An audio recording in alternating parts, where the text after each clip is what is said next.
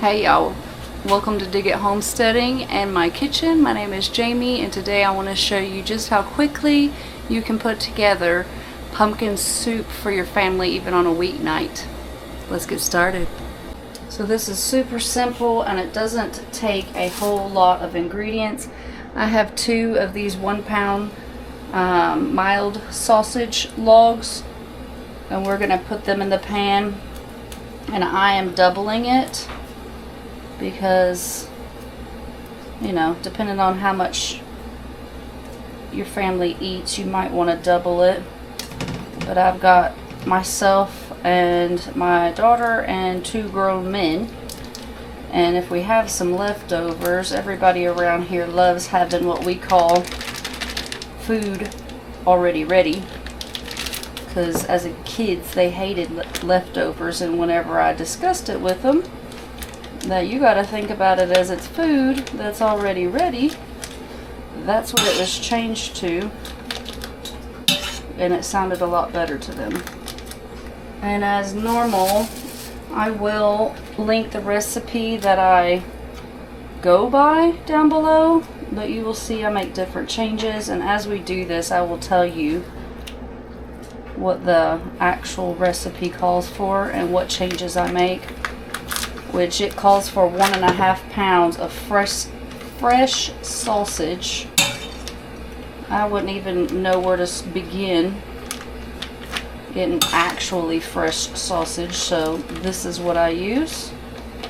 And we have used the spicy version when the mild wasn't available, and we just left out the chili flakes that we'll be adding later because that already has it in there. So we're just going to put this in here and I'm going to break it up a little bit. And then I've already cut up 2 small bell pepper into some small dices, and you want, it calls for 1/2 ounce of white onions minced. I'm not going to mince 1/2 ounce. Every once in a while, if I have some extra onion, I might grate it up and throw it in here, but we like onions and these are already going to be in there anyway, so it makes no difference to me whatsoever. So we're going to throw those in and we're going to get our sausage, onions, and pepper mixtures on high heat. So I am just going to continue breaking this up and mixing it together and get it all browned and cooked. It's starting to look pretty good. We still have a little ways to go because we do want to actually brown the sausage and not just make it gray. And this step should take you about 10 to 15 minutes. While I'm doing that, I'm going to get, which is 4 cups of pumpkin in this bag that I measured out and labeled so I would know exactly what I was having. Put out into this bowl. And you can definitely use canned pumpkin if you prefer. Or if you're in the middle of roasting some pumpkins, this is a good way to use it up. And then this one here has got 2 cups in it, but I am going to pull out a cup's worth once it starts to pool its liquid right here. And once it does that, I'll just kind of tip it out into the sink, and then I'm going to reserve 1 cup out of the 2 of these for another recipe. This mixture will make a lot of water collect down at the bottom, so just wait for that to cook off and then continue going so you can get this meat browned up. If you're in a real rush, you could stop at this stage, but browning your meats adds a lot of extra flavor to your foods, and I highly recommend that. Just by sitting here a minute, look how much liquid it's got going on. So I'm going to go tip that out, just the liquid, and let it rest a little bit longer. There is some browning happening at the bottom of the pan, and that is what you're looking for. Once we add the liquids and stuff, it'll come right out of the pan. You want to let your meat sit on the bottom of the pan every once in a while. Go through and stir it so it can start that browning. And this is just about done for us to go on to our next step. Alright, now we're going to add our seasonings, which you can adjust for your family. It calls for 1 garlic clove minced. I'm not chopping and peeling garlic tonight, so I'm going to put about a teaspoon of garlic. So that would be like half a teaspoon per recipe. And then it calls for a pinch of salt, times 2 for me. And I'm going to stir this again, that way I don't have any sticking or burning. You don't want burnt, but brown is what we're after. Now it calls for half a teaspoon of dry rubbing sage. I have sage from my garden outside, so I'm just going to take a few of these and crush them up in my hand and add those.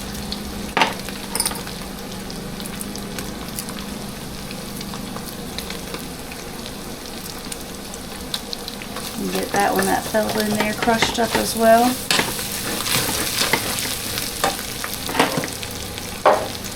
And then you need half a teaspoon of ground thyme.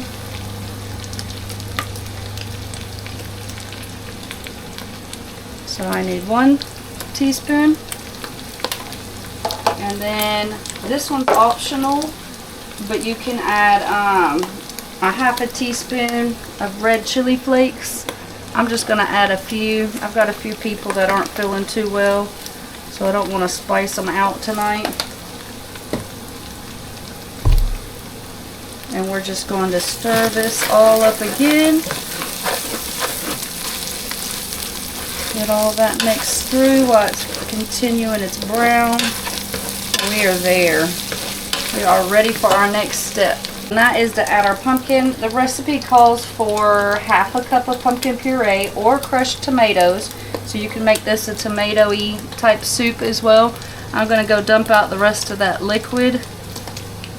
Then I did already reserve to the side my 1 cup that I need. So this is right about 5 cups of pumpkin that I put in. I want it to be super pumpkin-y, and I'm going to reduce my heat a little bit. I don't want any more things sticking to the bottom, especially not my pumpkin. And then you want 1.5 cups of chicken broth. This is actually chicken stock that I made today. And then I'm going to just add some bouillon, since stock is not going to be as flavorful as a broth. Figured I'd use what I have. And you're going to add half a cup of heavy whipping cream. I got this at Trader Joe's. It's shelf-stable whipping cream, and I'm just absolutely loving this because I can keep the meat and the pumpkin in the freezer. I can have my peppers chopped in the freezer, my onions chopped in the freezer, and this is a meal I can just keep on hand and be ready to make anytime throughout the cold season. And we're just going to add that in here now. And this is also a really good recipe. If you want to freeze some and make it ahead, do that, but don't add your cream until you're heating it up that night. And this freezes so well. So we're going to bring all of this to a boil, and we're going to reduce heat and simmer this for like 15 to 20 minutes. Look at that lovely color. So I highly recommend do a double batch. If you're already making it, you might as well already make it, but then take half out, throw it in a gallon zippy bag. Especially if there's just a few of you, you could portion it out into single portions if you like, or if it's just you and your significant other, you could put it in different sections and have your containers ready to go, and then just heat that sucker up when you need it. Because I always find when we're needing soup, somebody, that's just pumpkin skin. Somebody around here is usually sick. And if I'm sick, I know I like to have soups on hand, and this is one of those I like to have in the freezer and just make it a go-to. Quick and easy, hearty, fills bellies, makes everybody feel good type of recipe. So we're gonna let that thicken up a little bit. Okay, while that is going, I wanted to let y'all know this recipe is keto, it is low carb, and I'm pretty sure it's gluten-free too, but don't let that scare you, because I have people that eat it that aren't any of those, and it's really, really good. And at the end it says to add butter. I have never ever added the butter. I've never found it necessary, so I just skipped that step. And you might have noticed, but the recipe calls for 1.5 pounds of sausage, and I've only put 2 in here, and it is just thick with sausage. I did try it that way one time when I first tested the recipe, and it was just an overload of sausage. It was just too much.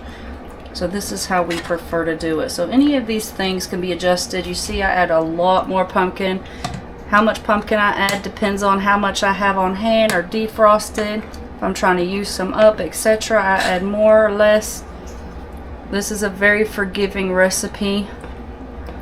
And I have never ever tried it with the tomatoes instead of pumpkin, so if you do that, please let me know. I am not a tomato soup person, but this, it is delicious. Also, we have added sliced mushrooms in with the sausage, peppers, and then onions before, and that's so good. So good. And so if you only have, say 1 pound of the ground beef, or if you only have 1 pound of the ground sausage and you're trying to make it stretch, that's a good way to stretch it out as well. And if you don't eat pork, you could do ground turkey, ground chicken, anything like that. And also dairy free, you can do like coconut milk or coconut cream instead, and just skip the butter, which I do already anyway. Alright, this has really thickened up. It's going about 15 minutes. And I would say that looks good. Now let's give it a taste test.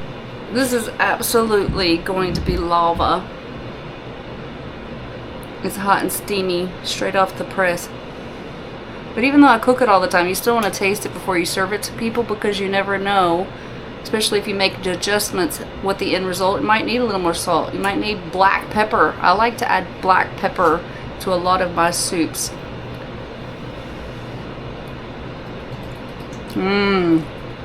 Very savory. Seasonings are spot on. It just warms you from within. So if you're having some cool fall evenings, or really cold if you're way up there in the north, this is a great soup to have. So good, so quick, so easy, and it pleases even picky eaters. So try it out. Let me know how you like it. And I look forward to seeing you on the next one. Until the next time, love you, bye-bye.